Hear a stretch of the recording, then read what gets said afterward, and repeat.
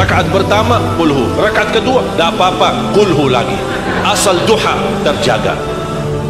Betul? Witir, jangan lewat satu malam tidak witir, walaupun tidak tahajud. Iman sah witir tanpa tahajud? Boleh witir walaupun tidak tahajud, boleh witir walaupun tidak salat malam. Saya punya kebiasaan, habis isya sunnah ba'diyah, habis itu 3 rakaat sunnah witir, 2 rakaat muqaddimah witir, salam, baru 1 rakaat witir, sudah selesai. Saya beraktivitas kembali, ada jadual, ada ini, apa kemana saya pulang ke rumah istirahat. Kalau saya bangun tahajud, saya bisa tahajud, belum azan subuh saya masih bisa laksanakan tahajud, tapi tidak boleh witir lagi karena sudah witir duluan, sudah selesai. Rasulullah SAW bersabda, Inna Allah witir, yuhibbul witir fa'autiru. Allah maha witir, Allah cinta witir, jagalah witir. Amirul Mu'minin Umar bin Khattab ketika ditanya, kenapa wahai Amirul Mu'minin suka witir sebelum tidur? Kata beliau, saya khawatir meninggal dunia dalam keadaan tidur belum witir. Salat witir, kalau tidak berkesempatan salat malam tidak apa-apa, tapi sudah namamu tertulis ahli witir. Kalau bapak-bapak, ibu-ibu yang sudah biasa bangun tengah malam, suka bangun tahajud, sudah terbiasa, tak apa-apa, boleh witir belakangan. Tapi kalau ada yang merasa kekhawatiran atau tahu dirinya suka malas, bangun tapi malas-malasan, berat untuk laksanakan, daripada kita ketiduran tidak salat sama sekali, mendingan witir, amankan dulu, diamankan witirnya supaya tertulis namamu ahli witir. Kalau sempat tahajud syukur, tidak sempat alhamdulillah sudah tertulis nama kita ahli witir. Termasuk baca Quran, sedekah subuh, termasuk amalan yang sangat mudah tapi sangat terbaik dan agung manfaatnya, bahkan dahsyat balasan Allah. Kenapa sedekah subuh lebih istimewa daripada sedekah di waktu lain? Saya meyakini dan tidak diragukan, orang Indonesia paling suka bersedekah. Setiap majlis ta'lim, setiap ada acara kegiatan majlis ta'lim atau kota amal di waktu Jumat, dimanapun ada orang Indonesia pasti suka bersedekah, beramal saleh, mengisi kota amal. Tapi yang perlu diperhatikan pertama sedekah subuh. Kenapa sedekah subuh lebih istimewa? Karena ada malaikat yang Allah turunkan, tugasnya cuma satu, mendoakan orang yang bersedekah di subuh hari. Siapa yang tidak mau doa malaikat? Yang kedua, di subuh hari selalu kita bersedekah, termasuk di waktu subuh maupun di waktu lain. Sering saya memperhatikan jarang jamaah menggunakan doa sesudah sedekah. Padahal doa sesudah sedekah atau sedekah disertai doa dahsyat, bahkan doa terjamin makbul. Saya harap mulai hari ini sudah siapkan kotak amal di rumah. Bapa punya satu, istri punya satu, anak-anak masing punya satu. Apa itu botol, apa itu kaling, apa itu kotak, terserah. Setiap waktu subuh sebelum beraktivitas isi sedekah. Kalau bisa isi disertai doa, pasti banyak hajat bapak ibu. Ya Allah, dengan berkat sedekah ini sembuhkan kedua orang tuaku kalau sakit. Ya Allah, dengan berkat sedekah ini sembuhkan penyakitku, sudah lama saya menderita sakit belum bisa sembuh. Ya Allah, dengan berkat sedekah ini karuniailah kepada aku dan keturunanku menjadi penghafal Al-Quran. Ya Allah, dengan berkat sedekah ini berikan kemudahan bisa ke tanah suci haji dan umrah dan ziarah Nabi Muhammad sallallahu alaihi wasallam. Ya Allah, dengan berkat sedekah ini anakku sedang ujian, termasuk anak-anak, ajarin anak isi sedekah, anak doa, ya Allah saya lagi ujian, mudahkan ujian saya. Ya Allah, dengan berkat sedekah ini titipkan pahala sedekahku untuk kedua orang tua, itu juga boleh. Tetapi tolong disesuaikan, jangan sedekahnya koin-koin tapi doanya sampai terbit matahari. Malu sama Allah, kita malu kata mereka doa, padahal sedekahnya kalau saya usulkan 1 kali sedekah 1 kali hajat. Termasuk anak-anak muda yang sedang melamar kerjaan, isi sedekahnya. Ya Allah, mohon dengan berkat sedekah ini mudahkan lamaran kerjaan saya supaya diterima. Termasuk keluarga yang sudah lama menikah tidak punya keturunan. Saya punya teman 17 tahun tidak punya keturunan, dia menggunakan sedekah subuh sama istighfar, alhamdulillah 6 bulan kemudian beliau telefon saya, istrinya hamil. Saya sendiri 13 tahun tidak punya keturunan, secara medis normal, sehat, tidak ada masalah, 13 tahun tidak punya anak. Saya menggunakan rutin sedekah subuh, alhamdulillah diberikan oleh Allah SWT 3 anak. Lalu istri baru saya dahsyat manfaatnya sedekah subuh.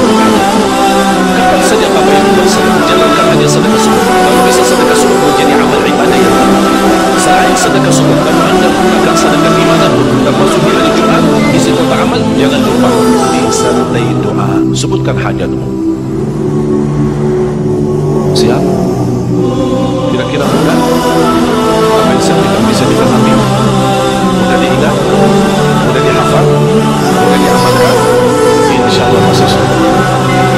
Saya hanya mampu mendoakan, namun ada dalam kesempatan ini semua jamaah, ayo mari kita sama-sama. Saya merasa Al-Quran ini bukan hanya keluar dalam jalan, dan keluar dari kita bersama. InsyaAllah kita bersama-sama mampu mewujudkan satu juta berhafal Al-Quran dan bersuka dari bagian Allah Subhanahu Wa Taala. InsyaAllah Al-Quran kita yang sebenarnya Allah jadikan lembah dan Allah jadikan rawdah Riyadul Jannah, taman dari taman surga, dan Allah seluruhkan cahaya.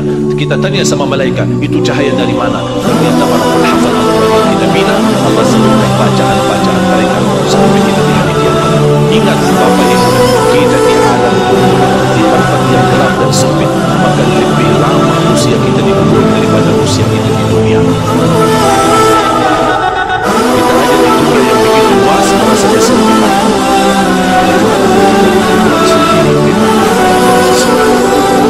Kita ingin berubah, saya mohon ukuran kita menjadi taman dari taman surga. Kita tidak akan mampu kecuali dengan amal saleh atau sedekah jariah yang kita titipkan, yang Allah salurkan pahalanya terus. Anda bisa di dalam kubur 200 tahun, bisa 300 tahun, bisa 500 tahun, tapi bisa menjadi nikmat bagimu.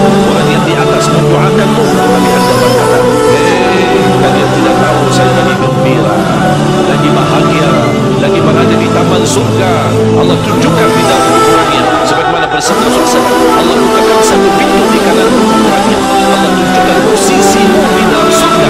Di situlah kata orang mukmin, ya Allah, segerakan hari kiamat. Tapi ada orang lain yang tidak pernah punya perjuangan, yang tidak pernah memperhatikan Al-Quran, bahkan jauh dari amalan ibadahnya. Allah bukakan nasibnya pintu dari neraka, dan dia berkata, ya Allah, jangan bangkitnya hari kiamat, cukup saya di sini.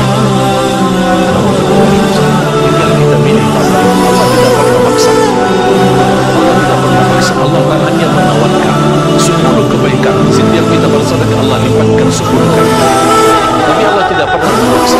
Syaitan pun tidak pernah memaksa untuk menampakkan diri. Syaitan tidak pernah, hanya syaitan mengajak kita. Mengajak kita kepada dosa, mengajak kita kepada keburukan, tapi tidak pernah memaksa, tidak pernah mukul untuk kita berbuat salah dan dosa. Allah sama juga tidak pernah maksa, tapi Allah menawarkan. Bahkan Allah ingin kita bisa menjadi orang yang sami'na wa ata'na, karena manfaatnya bukan untuk Allah, tapi manfaatnya kembali kepada diri sendiri. Man amila salihan fali nafsihi wa man asa'a fa'alaiha. Barang siapa yang beramal saleh, kembali manfaatnya kepada dirinya. Barang siapa yang berbuat buruk, kembali kepada dirinya.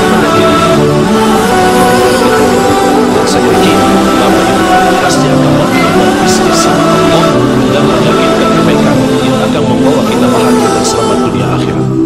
Ya ayyuhalladzina amanu qu anfusakum wa ahlikum nara. Itulah masa depan, bukan tempat universiti yang terbaik, bukan rumah yang mewah, bukan mobil yang istimewa, bukan kehidupan yang layak atau kehidupan, tapi masa depan keluarga, termasuk kehidupan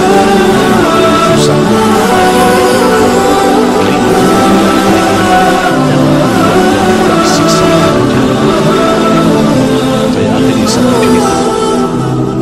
Siti Aisyah radhiyallahu anha didatangi seorang ibu membawa 2 anak yatim,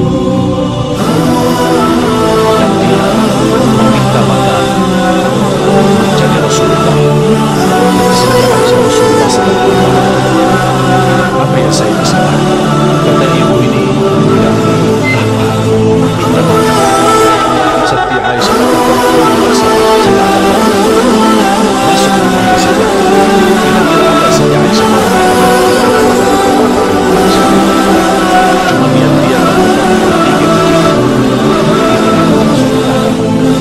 tidak ada kulkas yang bisa simpan makanan. Sekarang kita pulang ke rumah, alhamdulillah banyak rezeki di dalam rumah kita, macam buah-buahan, macam makanan bilang aja, masya Allah. Orang Indonesia sudah biasa masuk rumahnya, makanan bilang di mana-mana, di meja ruang tamu, di meja kamar tidur, di meja dapur,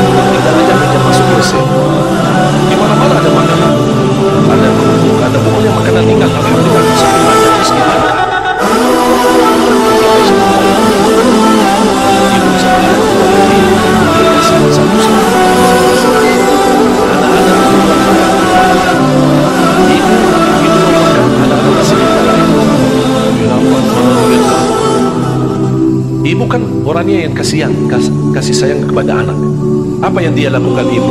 Dia membelah kurma, dia membelah kambing, dikasih pada anak. Dia sendiri Siti Aisyah melihat ibu maka luar biasa kasih sayang. Banyak pagi, tidak lama datang Rasulullah. Siti Aisyah menceritakan dia Rasulullah. Di hadapan Aisyah sudah cerita yang istimewa. Rasulullah cuma cerita Siti Aisyah menceritakan apa yang terjadi. Maka Rasulullah ya Aisyah, kamu berbuat ibu terhadap anaknya.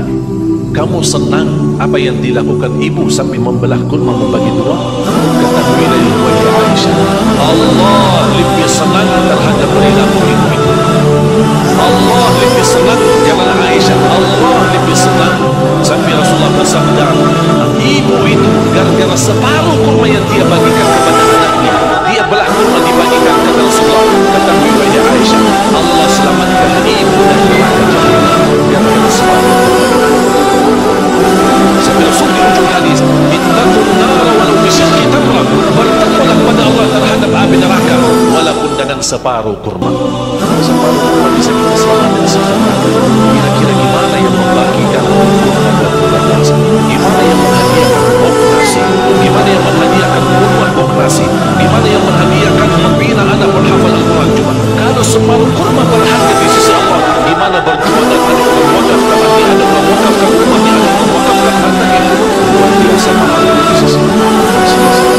Wallahi Bapak Ibu yang berbisnis sama Allah tidak akan Surat Fatir ayat 29 dan 30. Silahkan Bapak Ibu nanti pulang. Saya tidak akan baca dan tidak akan baca terjemahannya, tapi saya minta Bapak Ibu silahkan Anda baca ayat itu dan buka Al-Quran dan belajar artinya. Surat Fatir surat 39, surat 35 ayat 29 dan 30. Surat 35 ayat 29 dan 30.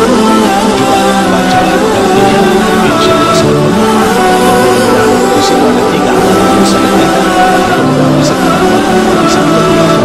Insyaallah termasuk berbisnis sama Allah yang tidak akan ada ruginya, dan insyaallah akan dibalas oleh Allah dengan kebaikan dan kebahagiaan keselamatan dunia akhirat. Ya Allah ya Arhamar Rahimin, jadikan kami semua keluarga Al-Quran, berakhlak Al-Quran, para pencinta Al-Quran, para penghafal Al-Quran, yang mampu mengamalkan Al-Quran sesuai kemampuannya. Berikan kepada kami anak dan cucu penghafal Al-Quran yang mampu membanggakan kami di hadapan-Mu hari kiamat ya Rabbal Alamin. Ya Allah, atas izin kami bersama-sama kumpul di masjid ini. Berilah pada kami kemuliaan sama-sama kembali di dalam surga Allah bersama Nabi Muhammad sallallahu alaihi wasallam. Ya Allah, berkahi rezeki kami, panjangkan umur kami, sihatkan badan kami, berikan kemudahan bisa ke tanah suci haji dan umrah dan ziarah Nabi Muhammad sallallahu alaihi wasallam. Ya Allah ya Arhamar Rahimin, aku mohon untuk semua jemaah yang hadir selepas majlis ini, masing-masing pulang sudah diampuni segala dosa, disuntikan hatinya, dibebaskan jiwanya, diselamatkan setiap langkah, dikabulkan segala hajatnya, dihilangkan segala dosa, dipanjangkan umurnya dan taat kepada Allah, diakhiri hayatnya dengan husnul khatimah. Ighfir lana wa liwalidayna wa li jami'il muslimina wal muslimat wal mu'minina wal mu'minat al-ahya'i minhum wal amwat. Rabbana atina fid dunya hasanah wa fil akhirati hasanah wa qina adzaban nar. Wa sallallahu ala sayyidina wa nabiyyina Muhammad wa ala alihi wa sahbihi wa baraka wa sallam. Masa gara-gara tidak hafal wasyamsi wa duhaha wa duha tidak salat duha? Walaupun tidak hafal, mohon maaf, hafal qul baca qul. Rakaat pertama qul, rakaat kedua tak apa-apa qul ulang. Asal duha terjaga. Witir jangan lewat satu malam tidak witir. Walaupun tidak tahajud, imam sah witir tanpa tahajud. Boleh witir walaupun tidak tahajud. Boleh witir walaupun tidak salat malam. Saya punya kebiasaan, habis isya sunnah ba'diyah, habis itu 3 rakaat sunnah witir, 2 rakaat muqaddimah witir, salam, baru 1 rakaat witir, sudah selesai. Saya beraktivitas kembali, ada jadwal, ada ini apa mana saya pulang ke rumah istirahat. Kalau saya bangun tahajud, saya bisa tahajud belum azan subuh, saya masih bisa laksanakan tahajud, tapi tidak boleh witir lagi karena sudah witir. Rasulullah SAW bersabda, Inna Allah witir yuhibbul witir fa'utir. Allah maha witir, Allah cinta witir, jadilah witir. Amirul Mu'minin Umar bin Khattab ketika ditanya, kenapa wahai Amirul Mu'minin suka witir sebelum tidur? Kata beliau, saya khawatir meninggal dunia dalam keadaan tidur belum witir. Salat witir, kalau tidak berkesempatan salat malam tidak apa-apa, tapi sudah namamu tertulis ahli witir. Kalau bapak-bapak, ibu-ibu yang sudah biasa bangun tengah malam, suka bangun tahajud, sudah terbiasa, tak apa-apa, boleh witir belakangan. Tapi kalau ada yang merasa kekhawatiran atau tahu dirinya suka malas, bangun tapi malas-malasan, berat untuk laksanakan, daripada kita ketiduran, tidak salat sama sekali, mendingan witir amankan dulu. Diamankan witirnya supaya tertulis namamu ahli witir. Kalau sempat tahajud syukur, tidak sempat alhamdulillah sudah tertulis nama kita ahli witir. Termasuk baca Quran, sedekah subuh, termasuk amalan yang sangat mudah tapi sangat terbaik dan agung manfaatnya, bahkan dahsyat balasan Allah. Kenapa sedekah subuh lebih istimewa daripada sedekah di waktu lain? Saya meyakini dan tidak diragukan, orang Indonesia paling suka bersedekah. Setiap majlis ta'lim, setiap ada acara kegiatan majlis ta'lim atau kota amal di waktu Jumat, dimanapun ada orang Indonesia pasti suka bersedekah, beramal saleh, mengisi kota amal. Tapi yang perlu diperhatikan pertama sedekah subuh. Kenapa sedekah subuh lebih istimewa? Karena ada malaikat yang Allah turunkan, tugasnya cuma satu, mendoakan orang yang bersedekah di subuh hari. Siapa yang tidak mau doa malaikat?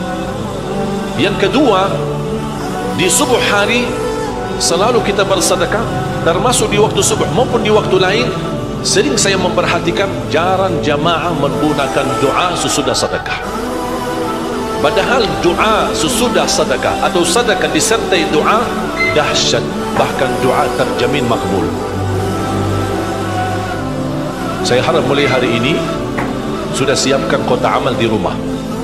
Bapa punya satu, istri punya satu, anak-anak masing punya satu. Apa itu botol, apa itu kaling, apa itu kotak, terserah. Setiap waktu subuh sebelum beraktivitas isi sedekahnya. Kalau bisa isi disertai doa, pasti banyak hajat Bapak Ibu. Ya Allah, dengan berkat sedekah ini sembuhkan kedua orang tuaku kalau sakit. Ya Allah, dengan berkat sedekah ini sembuhkan penyakitku, sudah lama saya menderita sakit belum bisa sembuh. Ya Allah, dengan berkat sedekah ini karuniailah kepada aku dan keturunanku menjadi penghafal Al-Quran. Ya Allah, dengan berkat sedekah ini berikan kemudahan bisa ke tanah suci haji dan umrah dan ziarah Nabi Muhammad sallallahu alaihi wasallam. Ya Allah, dengan berkat sedekah ini anakku sedang ujian, termasuk anak-anak ajarin, anak isi sedekah, anak doa, ya Allah saya lagi ujian, mudahkan ujian saya. Ya Allah, dengan berkat sedekah ini titipkan pahala sedekahku untuk kedua orang tuaku, itu juga boleh. Tetapi tolong disesuaikan, jangan sedekahnya koin-koin tapi namanya sampai terbit matahari. Malu sama Allah. Kelamaan kata malaikat doanya, padahal sedekahnya deng deng deng. Kalau saya usulkan, satu kali sedekah, satu kali hajat. Termasuk anak-anak muda yang sedang melamar kerjaan, isi sedekahnya. Ya Allah, mohon dengan berkat sedekah ini mudahkan lamaran kerjaan saya supaya diterima, menjadi kerjaan yang membawa rezeki yang halal. Termasuk jodoh, termasuk keluarga yang sudah lama menikah belum punya keturunan. Saya punya teman 17 tahun tidak punya keturunan, dia menggunakan sedekah subuh sama istighfar, alhamdulillah 6 bulan kemudian beliau telefon saya, istrinya hamil. Saya sendiri 13 tahun tidak punya keturunan, secara medis normal, sehat, tidak ada masalah, 13 tahun tidak punya anak. Saya menggunakan rutin sedekah subuh, alhamdulillah diberikan oleh Allah SWT 3 anak. Kalau istri baru 1.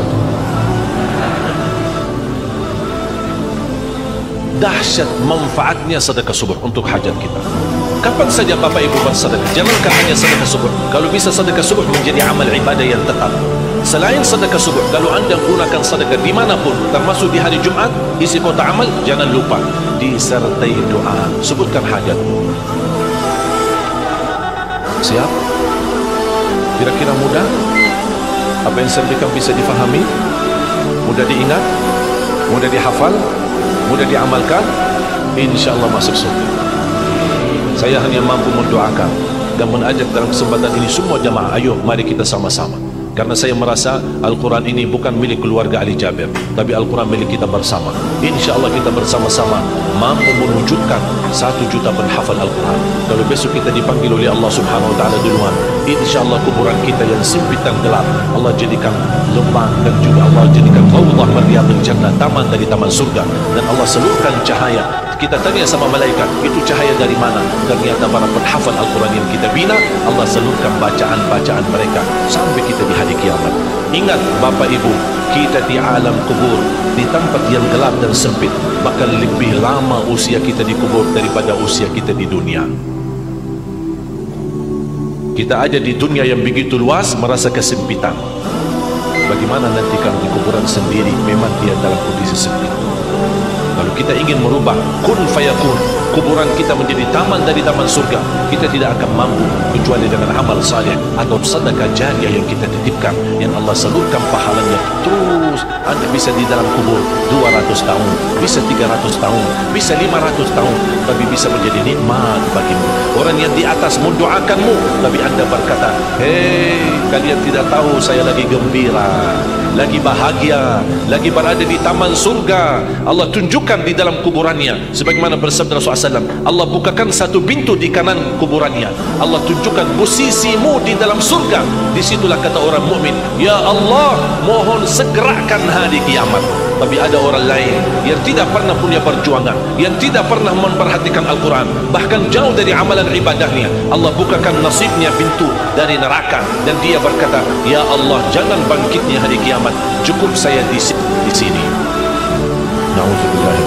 Tinggal kita milih Bapak Ibu. Allah tidak pernah maksa.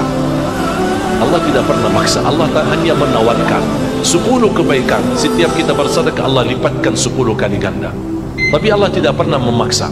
Syaitan pun tidak pernah memaksa untuk menghambatkan diri untuk berjuang. Syaitan tidak pernah, hanya syaitan mengajak kita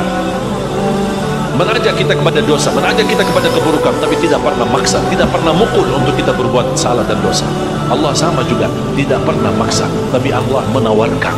Bahkan Allah ingin kita bisa menjadi orang yang sami'na wa ata'na, karena manfaatnya bukan untuk Allah, tapi manfaatnya kembali kepada diri sendiri. Man amila salihan fali nafsihi wa man asaa fa'alaiha. Barang siapa yang beramal salih, kembali manfaatnya kepada dirinya. Barang siapa yang berbuat buruk, kembali buruknya kepada dirinya. Tinggal kita milih. Dan saya yakin Bapak Ibu pasti akan memilih berbisnis sama Allah dan meyakinkan kebaikan yang akan membawa kita bahagia dan selamat dunia akhirat. Ya ayyuhalladzina amanu qu anfusakum wa ahlikum nara. Itulah masa depan. Bukan tempatan universiti yang terbaik, bukan rumah yang mewah, bukan mobil yang istimewa, bukan kehidupan yang layak atau kehidupan yang foya, tapi masa depan keluarga, termasuk diri kita. Qu anfusakum wa ahlikum nara. Lindungilah dirimu dan keluargamu dari siksa neraka jahanam. Saya akhiri satu cerita. Siti Aisyah radhiyallahu anha didatangi seorang ibu membawa 2 anak yatim, dan dia meminta makan, mencari Rasulullah. Kata Siti Aisyah, Rasulullah sedang keluar, apa yang saya bisa bantu? Kata ibu ini, kami lapar, minta makan. Siti Aisyah berkata, tunggulah sabar, saya akan bawakan makan. Masuk rumahnya Siti Aisyah. Kira-kira apa Siti Aisyah bawa makanan? Tidak ada makanan apa-apa di rumah Rasulullah. Cuma yang dia temukan adalah 3 biji kurma. Itu makanan Rasulullah. Tidak ada apa-apa. Tidak ada kulkas yang bisa simpan makanan. Sekarang kita pulang ke rumah, alhamdulillah banyak rezeki di dalam rumah kita. Macam buah-buahan, macam makanan cipilan aja, Masya Allah. Orang Indonesia sudah biasa masuk rumahnya, makan cipilan ada di mana-mana, di meja ruang tamu, di meja kamar tidur, di meja dapur. Tinggal aja meja masuk WC. Di mana-mana ada makanan, ada kerupuk, ada pokoknya makanan ringan. Alhamdulillah, saking banyak rezeki, barakah. Siti Aisyah membawa kurma, karena ibu sama anak 2 yatim, dia kasih satu-satu masing-masing. Anak-anak duluan makan kurmanya. Ibu begitu mau makan, anak-anak masih minta lagi. Lapar, Ma, ya lapar. Ibu kan orangnya yang kasihan, kasih sayang kepada anak. Apa yang dia lakukan ibu?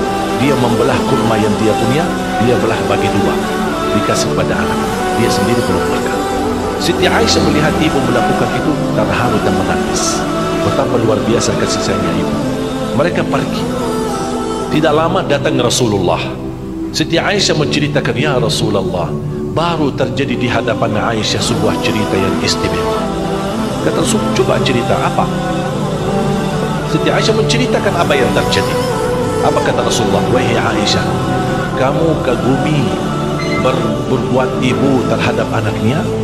Kamu senang apa yang dilakukan ibu sambil membelah kurma membagi dua? Ketahuilah wahai Aisyah, Allah lebih senang terhadap perilaku ibu itu. Allah lebih senang, jangan Aisyah, Allah lebih senang. Sampai Rasulullah bersabda, ibu itu gara-gara separuh kurma yang dia bagikan kepada anaknya, dia belah kurma dibagikan, kata Rasulullah, ketahui wahai Aisyah, Allah selamatkan ibu dari neraka Jahannam gara-gara separuh kurma itu. Sampai Rasul di ujung hadis, ittaqun nara walau bisyikki tamra, bertakwalah kepada Allah terhadap api neraka walaupun dengan separuh kurma. Separuh kurma bisa kita selamat dari siksa neraka. Kira-kira gimana yang membagikan kurma buat buka puasa? Gimana yang menghadiahkan bok nasi? Gimana yang menghadiahkan puluhan bok nasi? Gimana yang menghadiahkan membina anak penghafal Al-Quran? Coba, kalau separuh kurma berharga di sisi Allah, gimana perjuangan? Ada orang wakaf tanahnya, ada orang wakafkan rumahnya, ada orang wakafkan hartanya. Luar biasa pahalanya di sisi Allah, bukan sia-sia. Wallahi bapak ibu yang berbisnis sama Allah tidak akan rugi. Surat Fatir ayat 29 dan 30, silahkan bapak ibu nanti pulang. Saya tidak akan baca dan tidak akan baca terjemahannya, tapi saya minta bapak ibu silahkan anda baca ayat itu dan buka Al-Quran dan belajar artinya. Surat Fatir surat 39, maaf, surat 35 ayat 29 dan 30. Surat 35 ayat 29 dan 30. Coba baca artinya, insya Allah sangat bermanfaat. Dan mudah-mudahan di situ ada 3 amalan yang sangat indah. Mudah-mudahan bisa kita amalkan dan bisa kita gunakan. Insya Allah termasuk berbisnis sama Allah yang tidak akan ada ruginya, dan insya Allah akan dibalas oleh Allah dengan kebaikan dan kebahagiaan keselamatan dunia akhirat. Ya Allah ya Arhamar Rahimin, jadikan kami semua ahlul Quran, keluarga Al-Quran, berakhlak akhlakul Quran, para pencinta Al-Quran, para penghafal Al-Quran yang mampu mengamalkan Al-Quran sesuai kemampuannya. Berikan kepada kami anak dan cucu penghafal Al-Quran yang mampu membanggakan kami di hadapan-Mu hari kiamat ya Rabbal Alamin. Ya Allah, atas izin-Mu kami bersama-sama kumpul di masjid ini. Berilah kepada kami kemuliaan, sama-sama bertemu kembali di dalam surga-Mu ya Allah bersama Nabi Muhammad sallallahu alaihi wasallam. Ya Allah, berkahi rezeki kami, panjangkan umur kami, sihatkan badan kami, berikan kemudahan bisa ke tanah suci haji dan umrah dan ziarah Nabi Muhammad sallallahu alaihi wasallam. Ya Allah ya Arhamar Rahimin, aku mohon untuk semua jemaah yang hadir selepas majlis ini, masing-masing pulang sudah diampuni segala dosanya, disucikan hatinya, dibersihkan jiwanya, diselamatkan setiap langkah-langkahnya, dikabulkan segala hajatnya, dimudahkan segala urusannya, dipanjangkan umurnya dalam taat kepada Allah, di akhir hayatnya dengan husnul khatimah. Ighfir lana wa liwalidina wa li jami'il muslimina wal muslimat wal mu'minina wal mu'minat al ahya'i minhum wal amwat. Rabbana atina fid dunya hasanah wa fil akhirati hasanah wa qina adzaban nar. Wa sallallahu ala sayyidina wa nabiyina Muhammad wa ala alihi wa sahbihi wa sallam. Laili idza saja. Masa gara-gara tidak hafal wasyamsi wa duhaha wa duha tidak salat duha? Walaupun tidak hafal, mohon maaf, hafal qulhu, baca qulhu. Rakaat pertama qulhu, rakaat kedua tak apa-apa, qulhu lagi. Asal duha terjaga. Betul?